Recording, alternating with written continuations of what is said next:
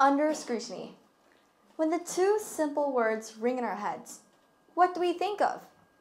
In the Oxford Dictionary, under scrutiny is known as being carefully examined. Now, imagine your first day at school.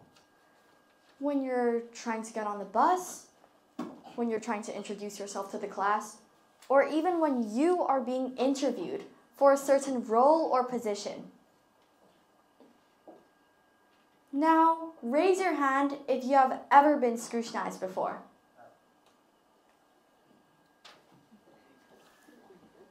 Yeah, although it should be all of you here. How does an individual feel when they're scrutinized? In my speech, I will be talking about the psychological perspectives of under scrutiny coupled with some of my own experiences in the topic of social anxiety. Social anxiety. You all must have heard of this phrase before. SAD, social anxiety disorder, is the third largest mental health case in the world. It can affect 7% of the population at any given time. In the WHO, it even says that 1 in every 8 people have a mental disorder, with anxiety and depression rates rising especially. The origins of social anxiety come from traumatic events, living in a phobic environment, and also, in some ways, being scrutinized. In a research report published by 2 professors of the George Mason University, Ricky Williams, a famous American football player, was diagnosed with SAD in 1988. He could play football in front of 80,000 people, but yet not even a 6-foot-tall giant was immune from this psychological pain. He couldn't talk to his teammates, and neither could he communicate with strangers. However, his desire to ward off social rejection ultimately made him become one of the best football players in the world. Now, what is the science behind social anxiety? Do you ever wonder what happens to your brain and hormones when diagnosed with SAD? Well, I'm telling you right now, in a research report published by Martin H. Tacher, a PhD director of the Development Biopsychiatry Research Program at the McLean's Hospital, it was found out that, he said, the aftermath of child abuse can even permanently damage the neural structure and function of the developing brain itself. In 1933, 253 adults were surveyed for social anxiety, and more than half reported being abused as a child before. Additionally, the scores were 113% higher than those who reported no ill treatment. Following that, in 1944, based on medical records at the McLean's Hospital, it was found out that 54% of the patients who experienced early trauma turned out to have significant brainwave anomalies, such so that your stress hormones like adrenaline and cortisol increase. From this, we can already see that the impact of social anxiety having on people is huge. This type of fear and avoidance can disrupt your life, and severe stress can even impact your daily routines and relationships. The simple fear of being embarrassed and humiliated will also affect your future. This negative mindset is in no hand to cooperate with coworkers or cooperate with teammates by any chance. Now you may ask, how does this link to under scrutiny? Well, we are scrutinized every day. Being under scrutiny happens to all of us and happens everywhere, like what you guys are doing to me right now, right? So we've all felt feelings of anxiety and stress from public scrutiny before. And this has been seen especially in effect in a research paper published on PLOS ONE, a public library of science, which says that public scrutiny can lead to negative emotions like anxiety and stress. Around 7,000 individuals were interviewed, aged between 16 to 29. They were selected across 7 different countries with different cultural and diversity aspects. But so it turns out that the prevalence of social anxiety was actually highest in China, with an alarming rate of 33.1% compared to the lowest in Brazil, with 8.7%.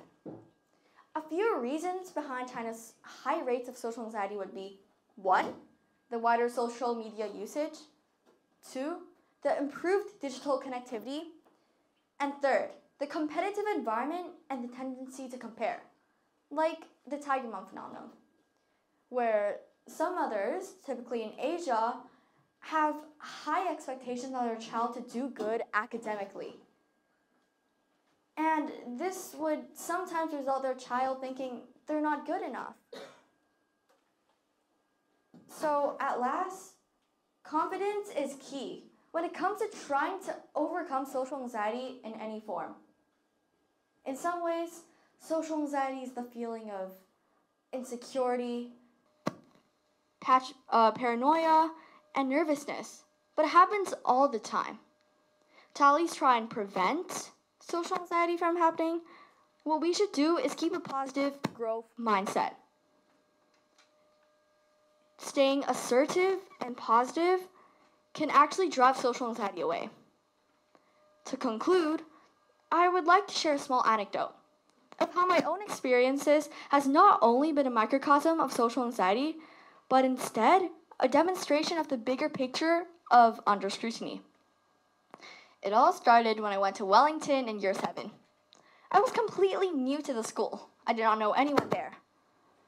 I felt nervous and uneasy as from where I'd come from, I went to a Chinese native private school, which had a completely different vibe.